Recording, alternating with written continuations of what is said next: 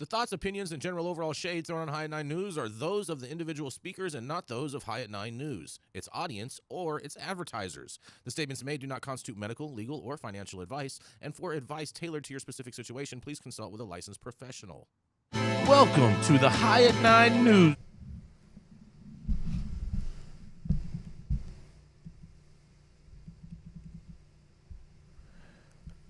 I don't hear anything. Can you guys hear me out there? Type in the chat if you can hear me.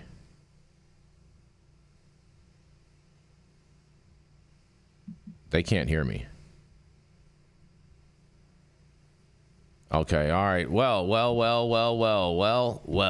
Sorry for the technical difficulties, guys. Good morning. It is Wednesday, October 9th, and today is National Pro-Life Cupcake Day. It's also National Moldy Cheese Day, Pans and Pandas Awareness Day, you guys, National Curves Day, and National Take Your Parents to Lunch Day, you guys. Make sure you take your parents to lunch. Thank you all for joining us and getting high at 9 with us. It's also high noon on the East Coast. And please remember to like, share, and subscribe to us on all social media platforms. You can look up above to see exactly where we live on the internet. And we are live every Monday through Friday on YouTube, Rumble, Twitch, Twitter, Instagram, Facebook, and on our very own website at www.highat9news.com. So thank you to everyone joining us from any one of those platforms. But kicking us off today, that's right, we have the dope dad himself, Mr. Rico Lamitte. He's the Quasimodo specialist, the happy cabbage doer of all, and that's right, he is a dope dad himself. That's right, it is Rico Lamitte.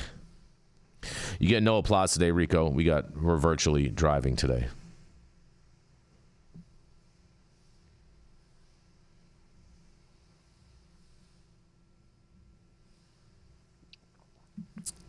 Anthony, we should be going to Rico. I shouldn't be on the screen anymore.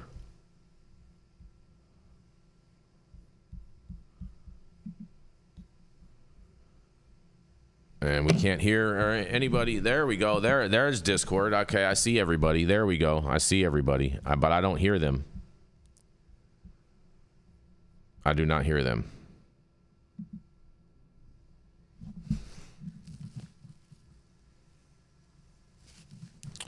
Why don't we hear them?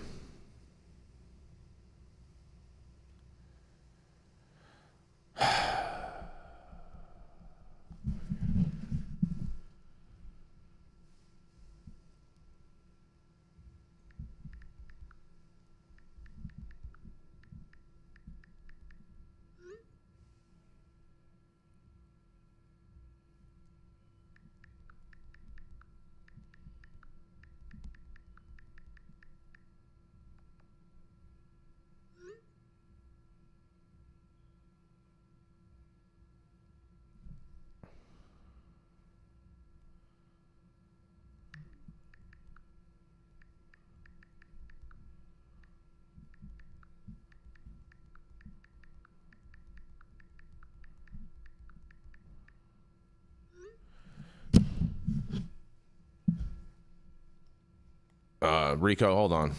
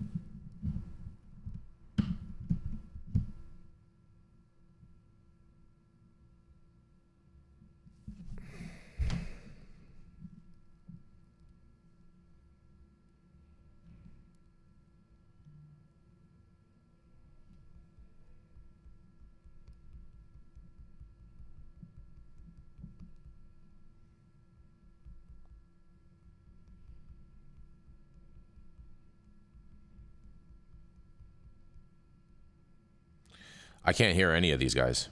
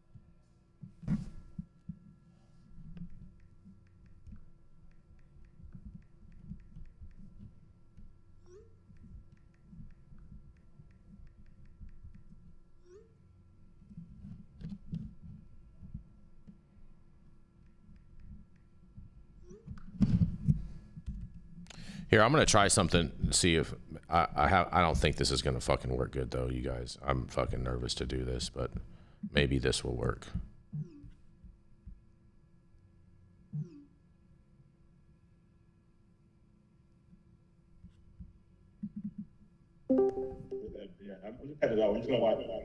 Yeah, see that it creates the echo, bro. That doesn't work. Creates the echo. That doesn't work.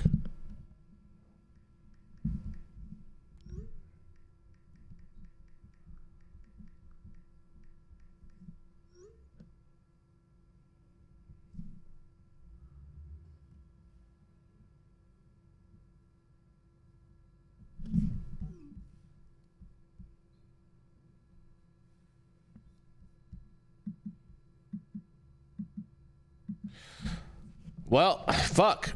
Sorry, guys. This is fucking bullshit.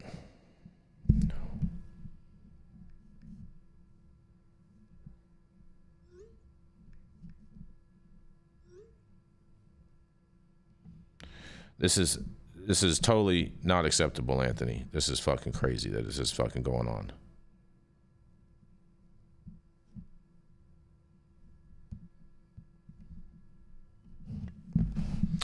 Well, I'm just going to go into my story, you guys. I don't know if you guys can hear me in Discord or not, but I'm not going to keep people waiting because you guys, a Missouri appeals court hears a case over local government stacking sales tax on marijuana, you guys. The court debate on Tuesday over how Missouri marijuana products got taxed statewide sounded similar to a grammar class on conjunctions and comma placement, you guys.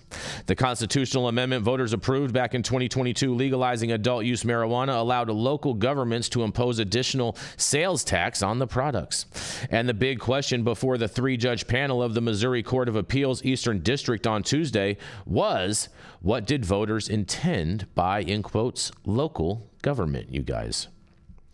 Attorneys for St. Louis and St. Charles counties argued that the word "and," in quotation marks, is key and the definition laid out in the constitutional amendment. In states that, in quotes, local government means, in quotes, in the case of an incorporated area, a village, town, or city, and in the case of an unincorporated area, a county. The county asked the appellate judges to uphold a lower court's interpretation back in May that both a county and a local municipality can impose a 3% sales tax at dispensaries in their jurisdictions. And however, Florissant-based dispensary Robust Missouri 3 LLC argued that the comma placement is key, you guys. Interesting. In a quote, while and typically functions as a conjunction, here it connects two distinct clauses, one for incorporated areas and one for unincorporated areas under the framework of in the case of, which delineates separate alternatives, states the robust reply brief. Attorneys for Robust said on Tuesday that the voters did not intend for two local governments, in its case, St. Louis County and the city of Florissant, to both add taxes, resulting in a 14.988% sales tax rate. To put that in perspective, the highest adult use marijuana tax in Missouri is in Florissant's neighboring cities of Hazelwood and St. Anne, with 17.988% tax. Looking beyond the grammar, appellate judges asked about the possibility of absurd outcomes that St. Louis County Circuit Judge Brian May wrote about in his ruling. If the court accepted Robust's definition of local government, and May wrote that if Robust's interpretation of the amendment were accepted, in quotes, then a municipality or city would essentially be given carte blanche to ignore any county ordinance or regulation, including those related to public health and safety, wholly unrelated to the taxing issue, they say, end quote. May was largely talking about public health regulations because public health and Florissant is regulated by St. Louis County. And on Tuesday, Judge Robert Clayton asked Robust attorney Eric Walter, in quotes, "If we accept your definition, all those county regulations or everything else will be no longer acceptable, or these particular types of businesses, you guys." Both attorneys for the counties and Robust declined to comment on Tuesday's hearing, and following May's ruling, the Missouri Association of Counties Executive Director Steve Hobbs said the association has strongly advocated that counties have the ability to levy their own taxes. In a quote, "The bulk of the counties around the state had gone to the voters and asked them to implement this tax," Hobbs told the Independent in May. And in quotes, "And I think every one of them are approved for it. I think the ruling removes some uncertainty from those counties. And on the other side, leaders of those marijuana industries have called the effort to collect both taxes an unconstitutional money grab." I totally agree with them on that. "That violates the terms of the amendment." Jack Carteretti, spokesperson for the Missouri Cannabis Trade Association, said the appellate judge on Tuesday seemed very prepared and well-versed on the issue. And in an additional quote, "Obviously, much of the discussion centered around the definition of local government in Missouri's Constitution, which we saw as a good sign." And Cardelli said, "As we enter year 2 of Missouri's cannabis consumers paying roughly $3 million more each month, and they should, we hope to bring customers relief as quickly as possible." A similar appeals case out of Buchan County is also pending, and St. Joseph Dispensary Vertical Enterprise sued Buchan County County Collector Peggy Campbell, arguing that it too would be irreparably harmed if both taxes were imposed. Also in May, Circuit Judge Daniel Kellogg ruled that the marijuana law does not limit the taxing power of counties within corporate limits of towns and cities. A hearing date for this case has not yet been set yet, you guys, and I can't wait to hear what you guys have to say about this, but I have a feeling I'm not going to be able to hear any of you guys. Yeah, see, I can't hear it. I can't hear them.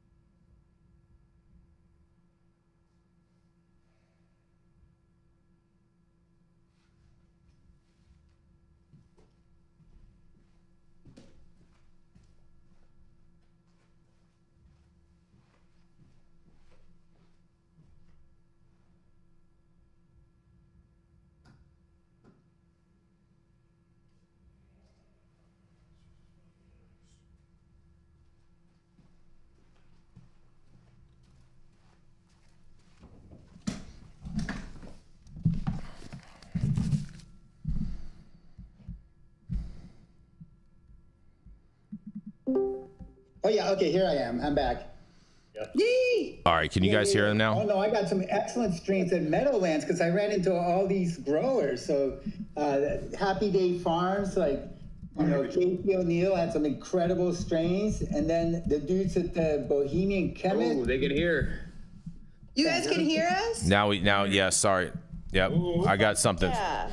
It's not fixed right, but this is going to work. This is going to work. And also busting his ass to make sure that you guys can come in here and be dickheads in the chat every day. So let's be a little more gracious and a little more understanding, especially when we're friends. I'm sorry, everybody. I apologize.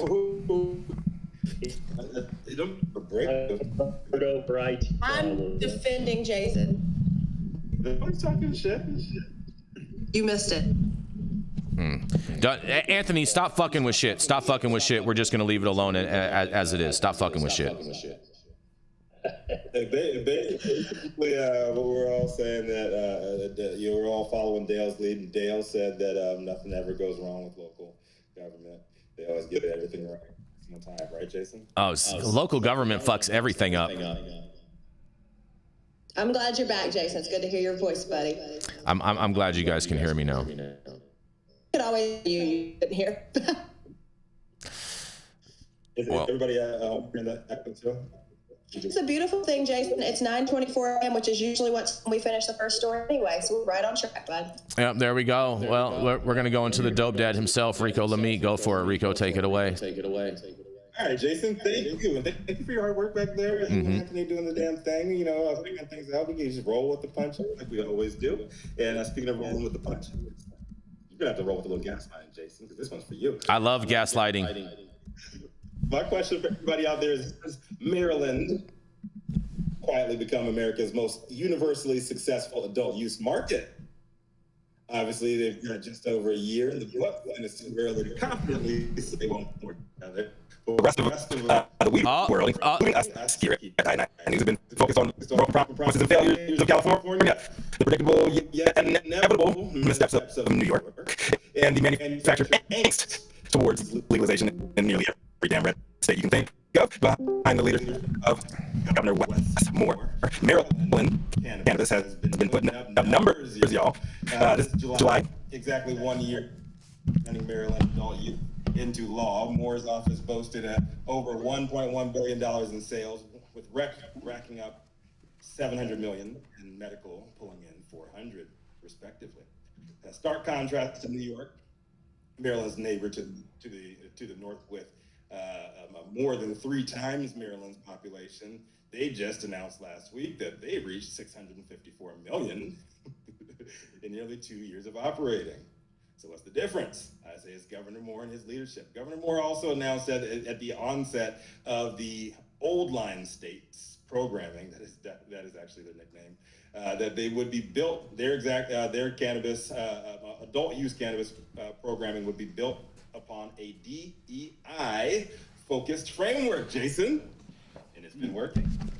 In addition to DEI is trash, and you know it. First business licensing round in the nation reserved exclusively for social equity applicants, the Moore administration rattled off a few more socialistic equity approved stats.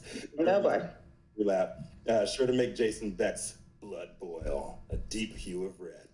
Of the 205 selected applicants, 53.7% self-reported majority Black or African-American ownership, and 76.2% were self-reported majority minority ownership. These businesses more than doubled the number of licensed cannabis businesses operating in the state, collecting more than $40 million in fees from licensed cannabis businesses to support their controversial, when they first released it, the Community Reinvestment and Repair Fund, which provides funding directly to local jurisdictions to support community-based initiatives and that benefit low-income communities and communities that were disproportionately impacted by cannabis criminalization.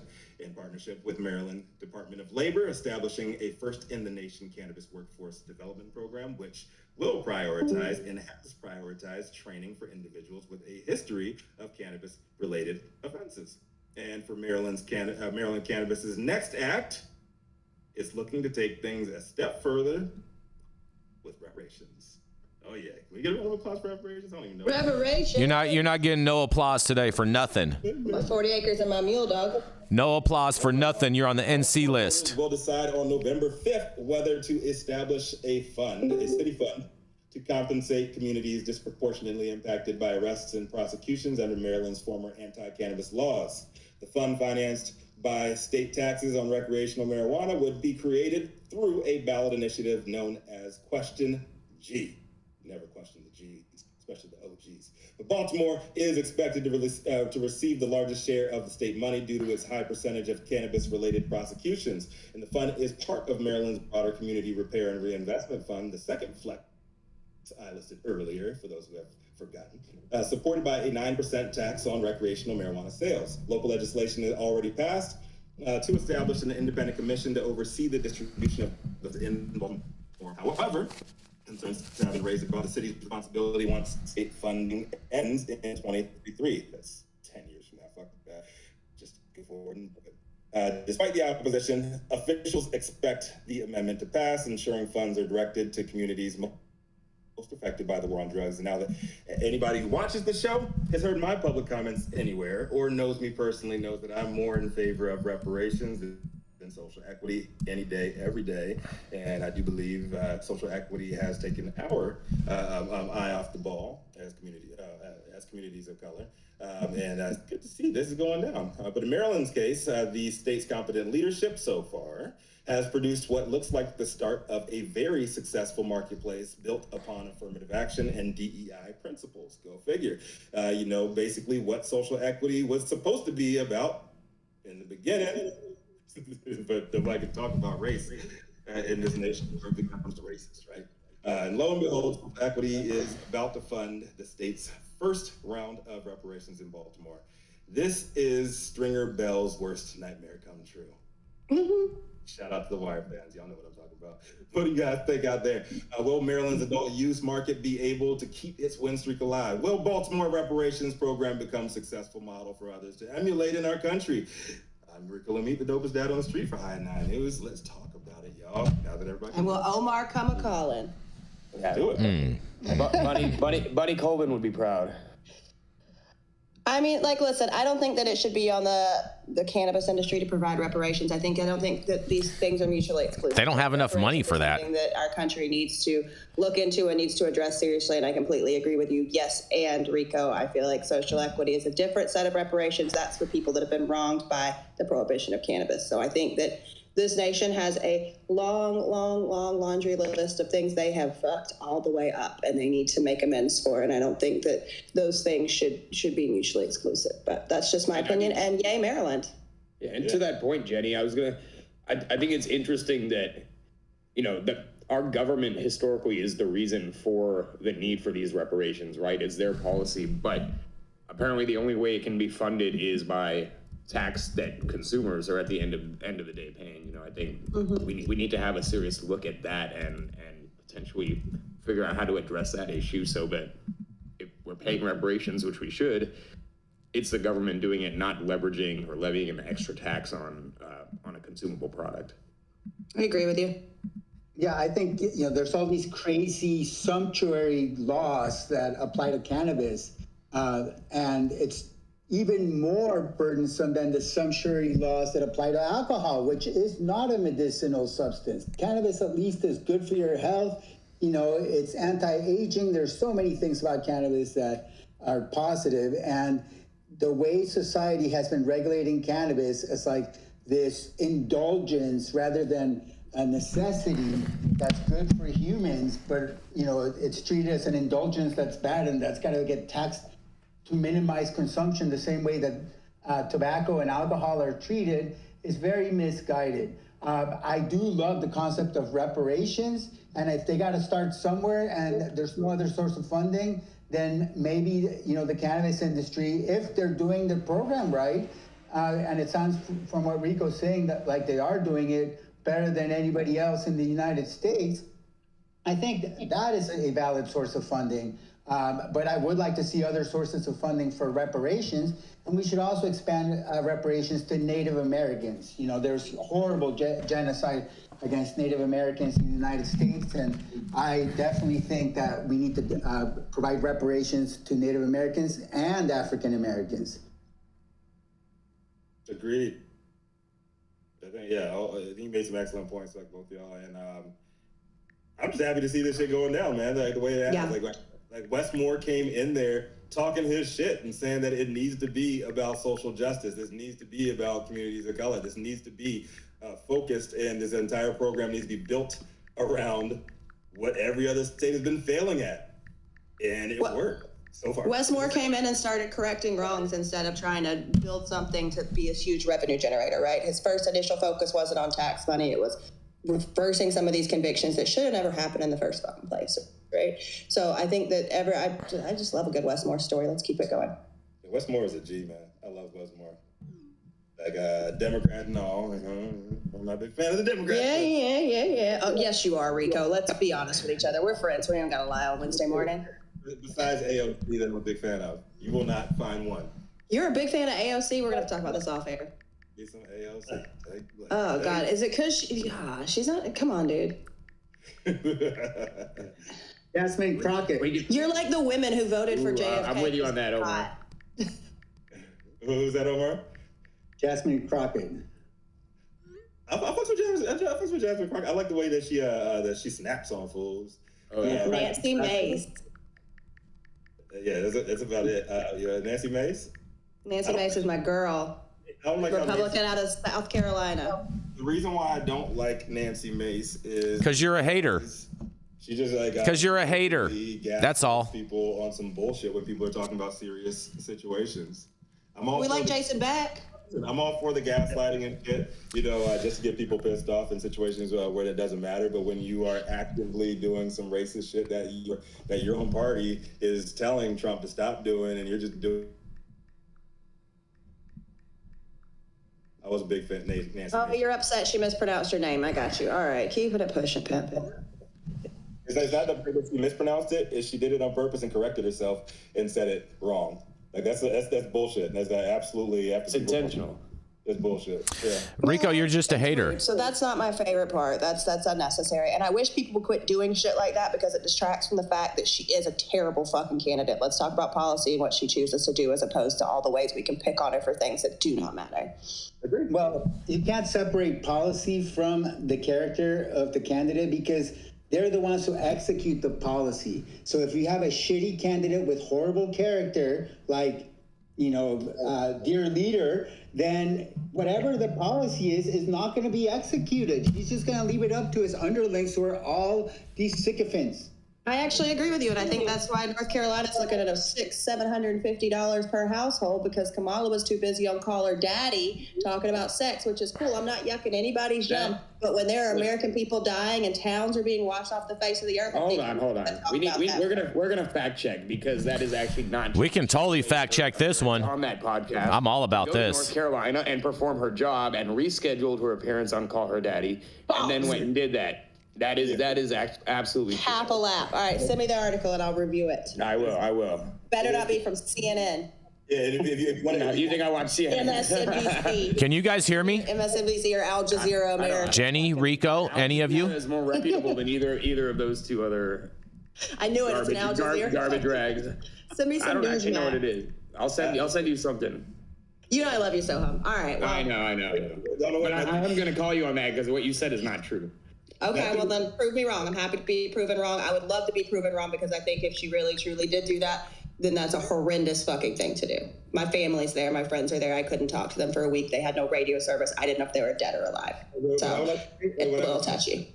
What I would like to say is I'll be very, very, very happy to champion the merits of any Republican leader doing the right thing and actually saying the right things and putting forward policies from a Republican standpoint that actually make sense and that are not just attacking the other ones for not doing anything or for doing things that they don't like. Actually come up with ideas. I will vote for a Republican any day, every day. I have voted for many Republicans in the past, and I didn't. Which ones?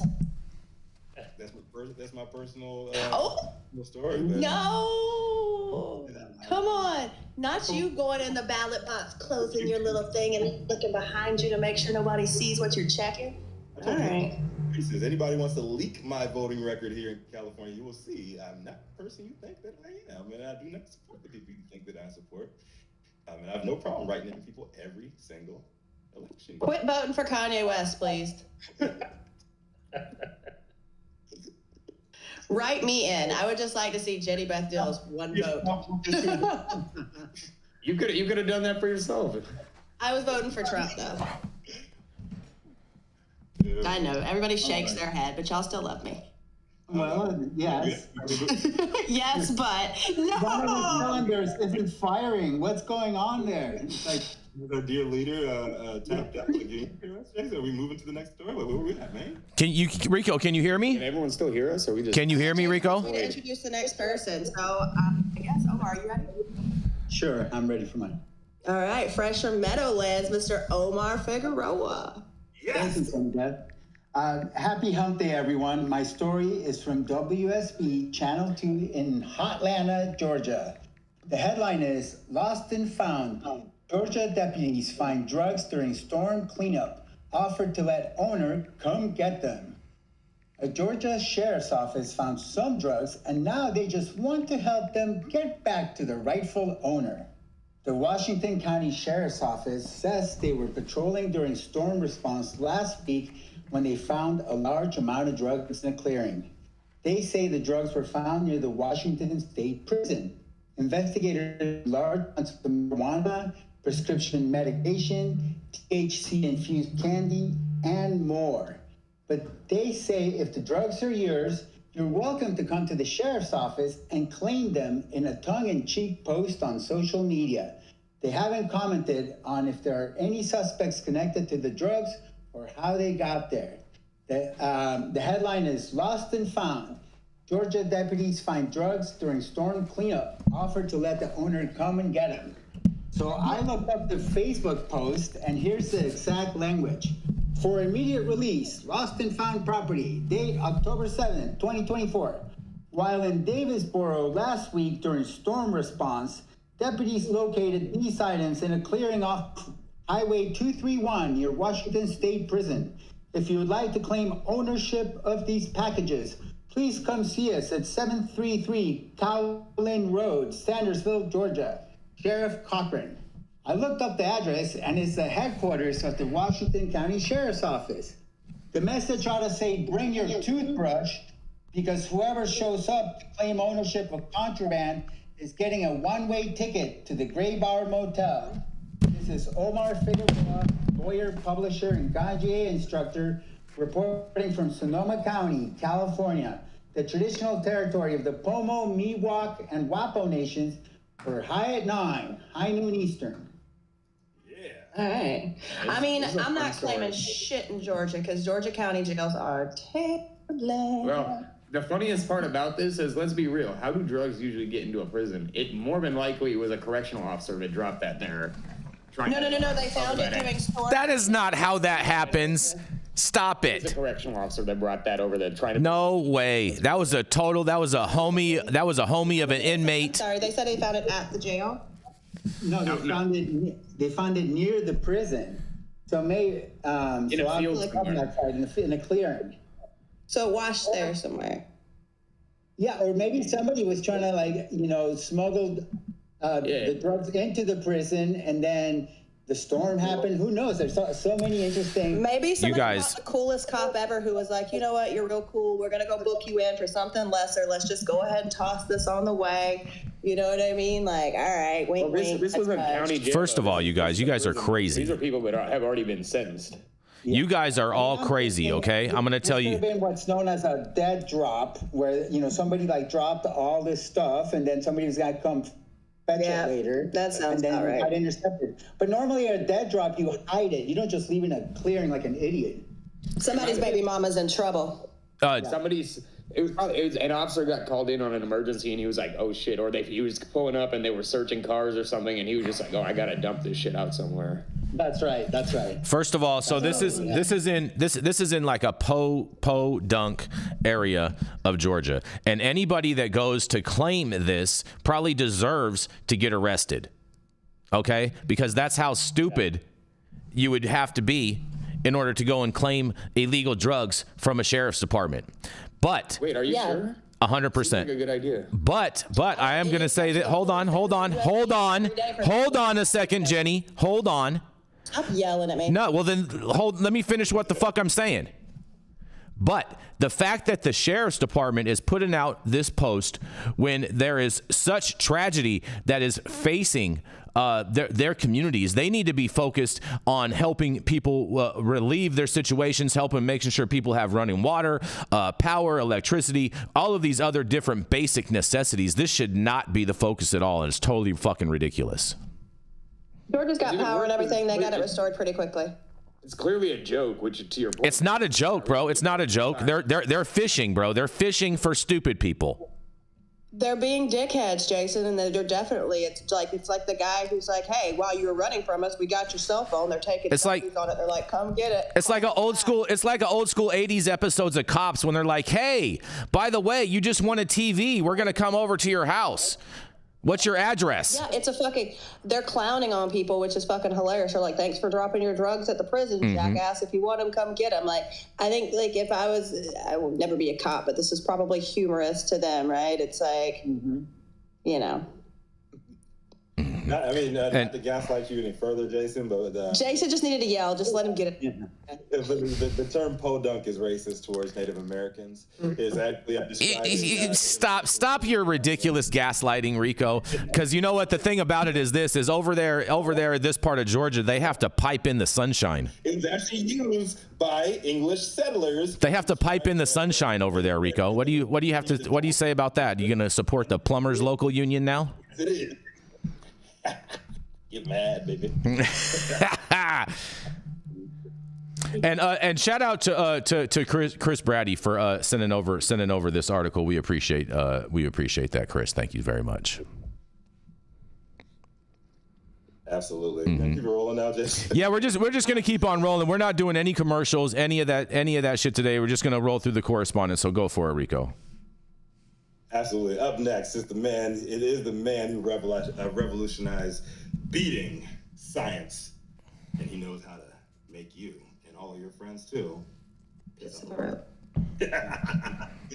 Gravity be damned. He is the founder of our monologue group. Over a million years, he's been representing the free will of the people.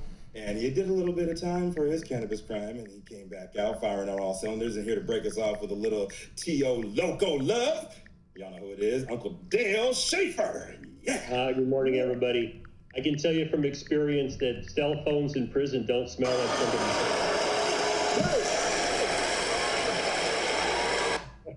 And we used to get Remy Martin in, and they'd send the lowest Norteño out to run out in the field and grab it and run it back in. When he got pinched, it was like, who cares? Oh.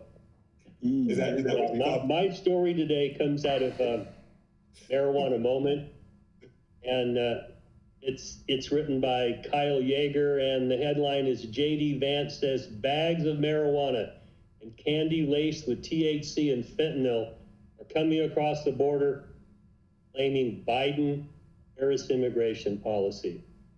My first response is bullshit, but let me give you a couple of the things that happened here. JD apparently was let into an evidence room. I've never been there. They're full of weed and other kinds of drugs and all sorts of things in there, so you shouldn't be surprised what you see. Apparently he saw bags of weeds, and somebody showed him THC gummies that they claim were laced with fentanyl. Now, I think this is gaslighting, because bags of weed have been coming across the Mexican border since the 60s when I was in high school. Not a brand new phenomenon, and you can blame every president since then for that. And the fentanyl and weed, I'm just not seeing that, so I think that's a lot of gaslighting. Here's some quotes from all of the candidates. What Vance had to say, now, this is a sick and deranged human being that would do anything like that. But it's a sick and deranged human being who would give that person power over the United States of America. That's exactly what Kamala Harris has done, he said. He has given these drug cartels free reign over our country, and now they're smuggling in deadly drugs that look like child candy. He's halfway right. He also said Vance, who was elected to the Senate in 2022, doesn't have an extensive cannabis policy record. However, he's voted against bipartisan banking legislation, passed it in committee, and has argued that states that have enacted legalization should increase enforcement activities, complained about the smell of cannabis multiple times, and suggested that its use can lead to violence. Another one of those bullshit. A 271-page leaked memo with vetting material on Vance included his cannabis legalization opposition under a list of notable vulnerabilities. Moderate voters, alongside his past comments on slashing Social Security and Medicare, opposition to student loan forgiveness, and support for abortion restrictions, and his views on race relations, amongst other things. Now that's Vance's gaslighting position. I might point out that there was a bipartisan immigration bill was torpedoed by Trump. And this is what Trump has to say. As president, will continue to focus on research to unlock the medical uses of marijuana with Schedule III drug and work with Congress to pass common sense laws, including safe banking for state-authorized companies and supporting states' rights to pass marijuana laws like in Florida to work as well for their citizens, he said last. So that's a fairly common sense approach, but it's like, yeah, no shit, Sherlock. We shouldn't be putting people in jail. At a press conference in August, Trump told a reporter that he's starting to agree a lot more that people should not be criminalized over marijuana, given that it's being legalized all over the country, adding that he would fairly soon reveal his position on the Florida ballot measure and coming up with a concept. Okay. Now, Harris, for her part, recently made her first comments backing federal legalization since accepting the party's 2024 nomination, weighing in on the reform in a podcast interview that was released last month. This follows weeks of protracted silence on the issue, despite her prior advocacy for legalization and sponsorship of the Senate bill to end federal prohibition. Now, Harris she's been a champion in the past, and then she's been silent, so I'm not sure exactly where she stands now on this.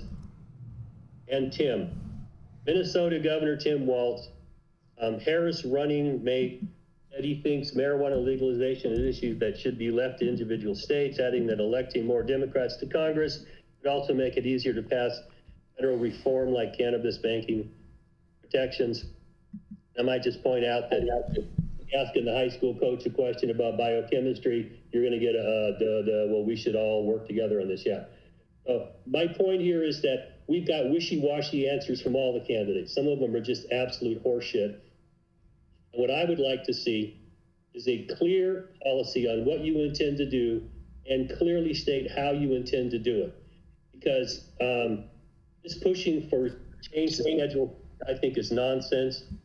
And Kamala was asked in the 60 Minutes interview would change anything that the Harris-Biden has done. And she said, no, well, as far as I'm concerned, pushing for Schedule III is going down a path of destruction for social equity.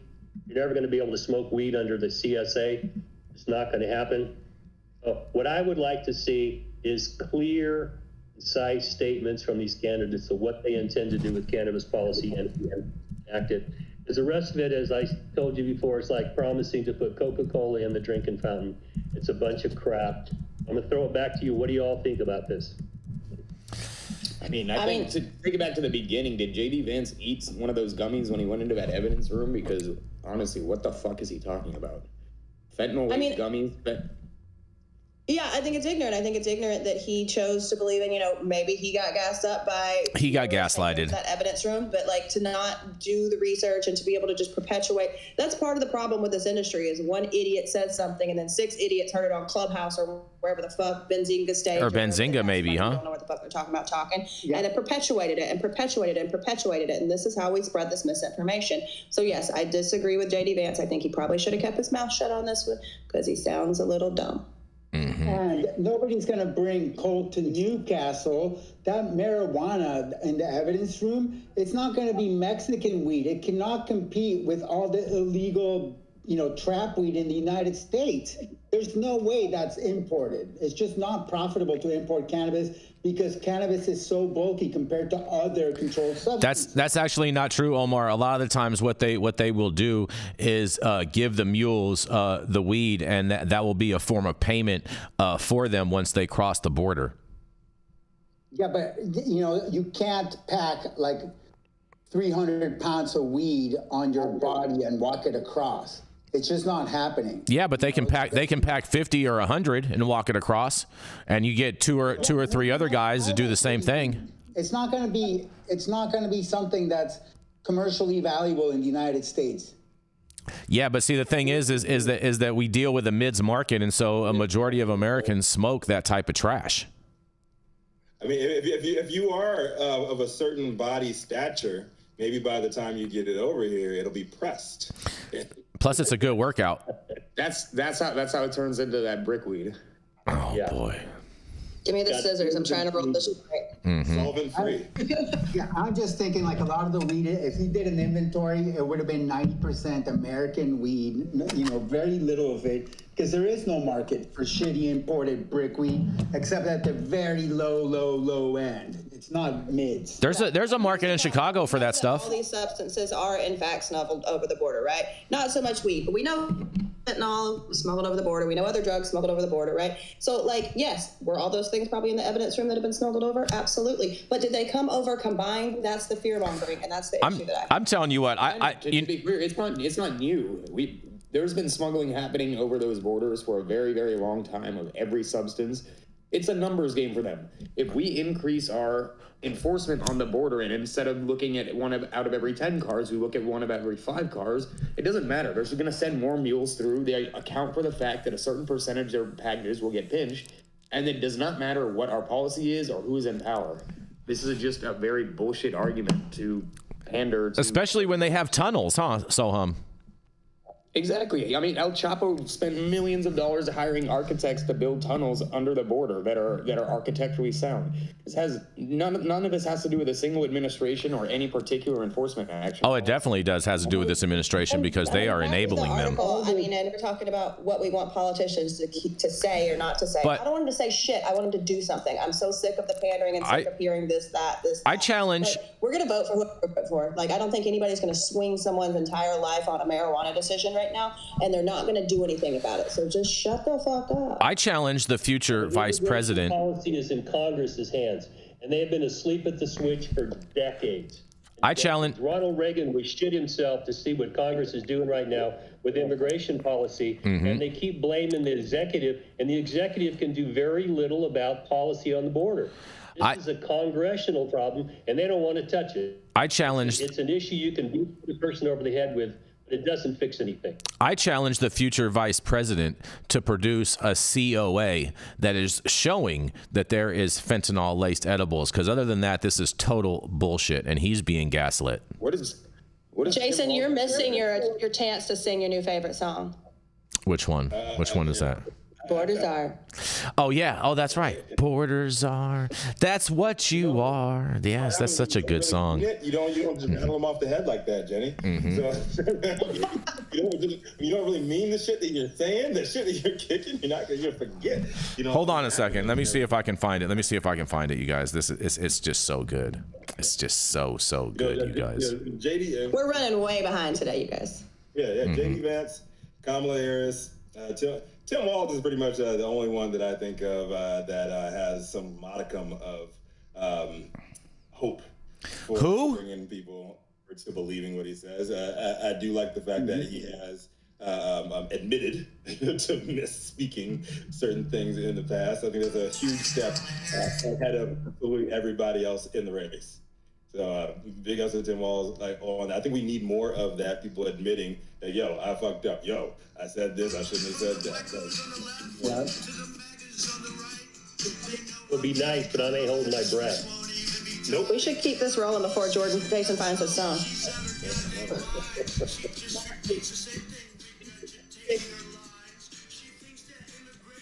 Yeah, I don't. Yep. You can't really hear that. Oh, you can't hear it? Oh, man. It's all about the base. Borders are. That's what you are. So good. I love how the Republicans just made up a title for her, called her the Borders Are. And She made that title up. And she called herself that all throughout her whole tenure. Okay, Jason. The gaslighting show has to continue, and that. David. To a man straight out of the ATX, Jason. The ATX, the one acronym that actually means something. It means absolutely nothing. Over a decade of regulated cannabis technology and data experience under his belt. Up next, y'all know who it is, the man, the myth, the legend himself, Sohum Shah. Thank you, Rico. Today we're going to talk some more about the federal government, but... oh, yeah, here we go. You need some applause, man. So humble. I appreciate that. It was just, it was It's very like, for abrupt. me, it's like when they pop up with your thank you. birthday and start singing at the table and it's not your birthday. Exactly. Borders are, But borders so we got a are. little bit of good news from the federal government with the Doobie Act to restrict marijuana-related employment and security clearance denials, and that it would have little budget impact, congressional analysts say. So a bill to limit the ability of federal agencies to use past marijuana as a factor in making employment and security clearance decisions would have a negligible economic impact on the government, the Congressional Budget Office, or CBO, says. In a new report released on Tuesday, CBO scored the Dismantling Outdated Obstacles and Barriers to Individual Employment, or Doobie Act, that passed the Senate Homeland Security and Government Affairs Committee last month.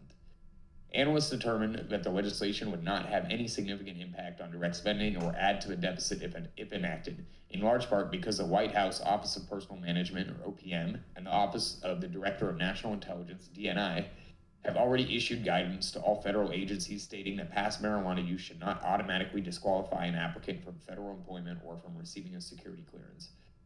Such information may be relevant, but not determinative in current federal employment decisions, a new analysis says. As such, CBO expects that the provisions of the bill that would largely codify that existing guidance would not significantly affect the federal budget. You can read more. You don't really need to go through the whole thing. It just talks a little bit about the report. You can read the full article at the website. But I mean, I think this is a silver lining in general to the approach that we get to cannabis from the federal government. It kind of reminds me of years ago when James Comey was the head of the FBI, and he testified before Congress that the FBI needed to reduce their restrictions on cannabis because in order to hire the most qualified cybersecurity and counter cybersecurity experts, they couldn't hire those people without reducing their testing requirements for cannabis. So I think this is another step in the right direction. I hope this bill gets passed and signed into law. But yeah, this is Sohum with High 9 News. Kick it back to the rest of the team. See what everyone has to say about it. Change the name. Get it passed. I'm with you on that. The name is cringe. Beyond cringe. They make a joke out of everything that actually matters, and they wonder why people never vote on it. They wonder why it gets pushed to the back burner every time. And it could be a bipartisan win from everybody, but would you vote on something that your party is telling you is partisan backed, or are you going to push on for the Doobie Act? Probably not. I'll be honest. I almost didn't even want to read the article because of the name of the law. Right.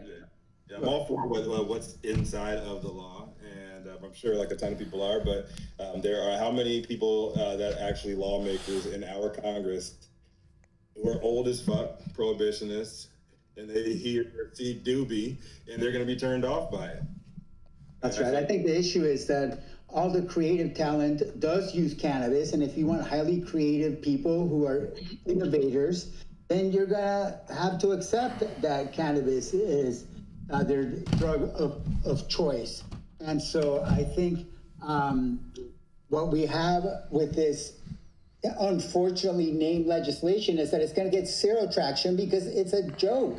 It should have been named the Talent Act and get to the point, which is you have people who use cannabis who are highly talented, who are creative, who think outside the box, you know, and that's really what would get it across the finish line. But nobody wants to be seen as a co-sponsor of the Doobie Act because then it makes it seem like their whole term in Congress is a joke and unproductive. No way, bro. They need a whole messaging campaign that says pass the Doobie in Congress. Of course they're gonna it's gonna be seen as a joke. Like, we're gonna laugh at it on the front end, but we're not gonna laugh when it doesn't get passed. Bro, Congress loves to do little acronyms and stuff like this for bills. This is right up their alley. This is everything that they live for. Somebody was in their office giggling, and they're like, yeah, exactly. It's because it's cute. It's funny. It's a great acronym.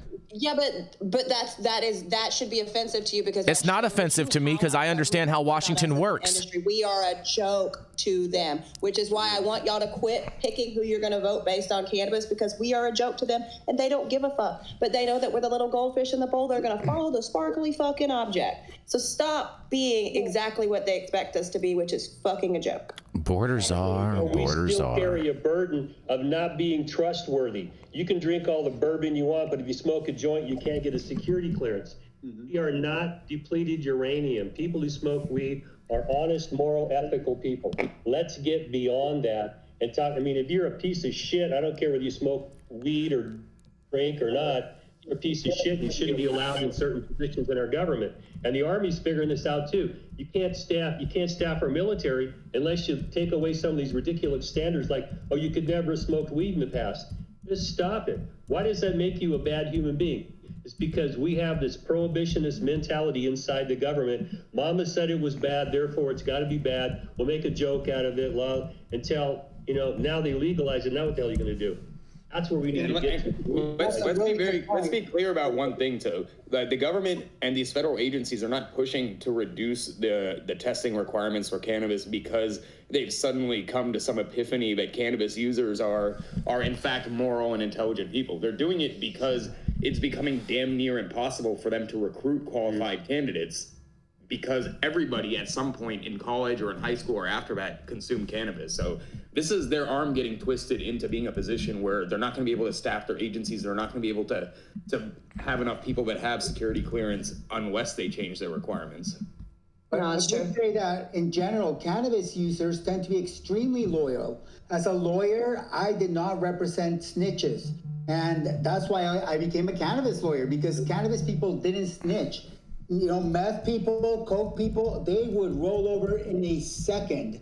But the cannabis people are very loyal. And so that's something that needs to be taken into account, that cannabis does not make somebody, unlike cocaine users, unlike meth abusers, into somebody who really only has loyalty to the drug. Right. Yep. Well, we gotta find out way too late. I don't know if you caught this. But Nick Bradley in the chat that said that one of his neighbors was trying to eat his pets. It's a meme, Jason. It's the meme that I sent you and Nick. I don't know. I haven't seen any. House that said my neighbor tried to eat my cat and my dog, so I caged him. No, I haven't seen any meme, Jenny Beth. So I don't know what you're talking about. You have no idea who posted that. You're just gonna share it and report it as news. We weren't reporting that as news, and like Jason, what did that have to do with anything? I just, Like, why are you this way, Jason? I'm just here to gaslight today. And it gets rolled out like, oh, this must have happened. Mm-hmm. People are saying, right? I'm gonna sit on my foot so I don't put it up Jason's ass this morning. I bet. Red be brown bottoms. No, I got a clean booty, thank you. Rico, you want to introduce Jenny so we can wrap this up? Absolutely. Y'all know who it is coming up next. It is the thorn. It is the persistent thorn in Jason Beck's side. Stop the ridiculousness. Fights. One is always smaller than the other, and I won't say which one, but I do enjoy the view. Y'all know who it is. Come to the stage next. She is the juice behind Justice Serve 501c3, and she is the Southern Belle who will tell you about your South, and all in nothing but facts come out her mouth. How you like that, Jason? I flipped it, around it, and put her on stage. I just can't believe someone tried to eat Nick's pets. Oh my God. Nick has a corgi. Nobody's eating a 97-year-old corgi, all right? Maybe. Tough as shit by now. Maybe. All right. Let's finish it off. Go. Breathe. Just breathe, y'all. Today we reflect on the imminent retirement of Congressman Earl Blumenauer from Oregon, a true champion of cannabis reform. Since 1973, when Oregon first decriminalized cannabis, Blumenauer has been at the forefront of advocacy, tirelessly working for federal legalization. His optimism was infectious. He often stated, "This year, more likely than not," when discussing cannabis reform, a sentiment that fueled his decades-long fight against the war on drugs. Blumenauer's legislative achievements are remarkable, including the 2012 blueprint to legalize and regulate cannabis and the 2014 Blumenauer Amendment, which protects state medical cannabis laws. As co-founder of the Congressional Cannabis Caucus and the driving force behind significant legislation like the MORE Act and the Medical Marijuana and Cannabidiol Research Expansion Act, Blumenauer has shaped modern cannabis policy. He continues to advocate for key initiatives including the Safe Banking Act and the Veterans Equal Access Act. While many have championed cannabis reform, none have done so with Blumenauer's dedication and longevity. As we move toward a future potential federal legalization Let's remember the pivotal role he played in this ongoing journey. Earl Blumenauer leaves behind a legacy of relentless advocacy and hope for a more equitable cannabis landscape. So I think that this is an important story. We need to acknowledge that for all the people that we have that are fighting against this, we do have some very strong advocates. Very sad to see this gentleman head towards retirement, but I think a lot has been covered in his career and his tenure. And I hope that he has a successor that will follow in his very large footsteps. Yes.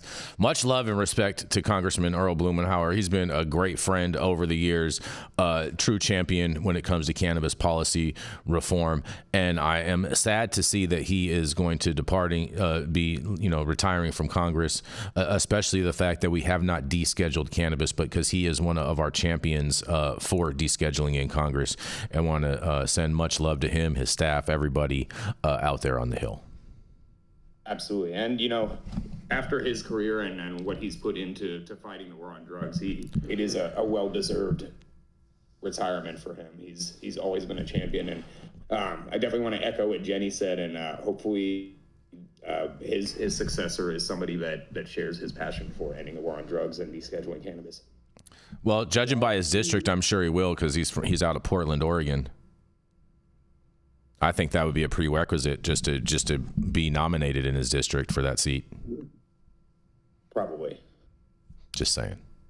I mean, or strip clubs, because he's out of Portland. Pass the baton and do it in a way that passes to the people who are going to pick up and carry it into the next generation in the future. Because those of us who are old as dirt, and Blumenauer is up there with me, we're getting old and tired. It's time that we look around and find people that are dedicated, intelligent, motivated, and pass the baton to them intentionally and bring them along so that they can pick up the battle where we're leaving it off.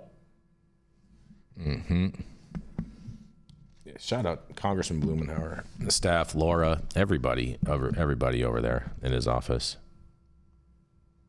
Yeah, I think he might retire into a policy position at a higher education institution, and hopefully he'll continue to be active in cannabis policy and continue to shape. You know where I hope he goes? You know where I hope he goes, Omar? I hope he fills the shoes of somebody over there on like MSNBC or something and becomes a talking head. That would be great. Maybe Fox News. He should take over for Jesse Waters. Jesse Waters. No, Jesse Waters is a class act. Jesse D. But he's kind of a libertarian. He's not just whatever they call tax and spend down. I know. That's why I want to see him. That's why I want to see him on MSNBC. No, listen, I think that's great that we have somebody who's been advocating for so long. I think that, that hopefully he has been the key in pushing through a lot of the stuff it seems like he has. And hopefully his legacy will continue on. And it's something that we can all agree about, right, left, and wherever the hell Rico stands. And so, yeah. Rico, tell her you just stand on 10 toes down, bro. You never know. 10 toes down. 10 toes and 10 toenails. They long right now. I need to clip them. Disgusting. And shout out to all the strip clubs in Portland, Oregon, too, Jenny Beth. You're right about that. Shout out to Casa Diablo, the Kitty Cat Club, all of you people out there doing whatever the fuck that is y'all are doing. You know what it is. Seen some things. Exactly. Seen some things. I'd like to see that by somebody representing that very important voting bloc out of Portland. So, ladies, do your thing. Wasn't Portland the one that had, during COVID, they had the strippers in the fucking hazmat suits because they weren't shutting the strip clubs all the way down? Portland has in a car wash, and you could just drive through and see a titty. There's way too many people in that video. I hope it to be Portland. So, that was Houston. All right, fair enough. Oh boy! Shout out H-Town. Yeah, thank you all for sticking with us today through our technical difficulties. Yes, we're sorry. But we'll be better tomorrow. As always, because just like the Dewey Act, we gotta keep it rolling.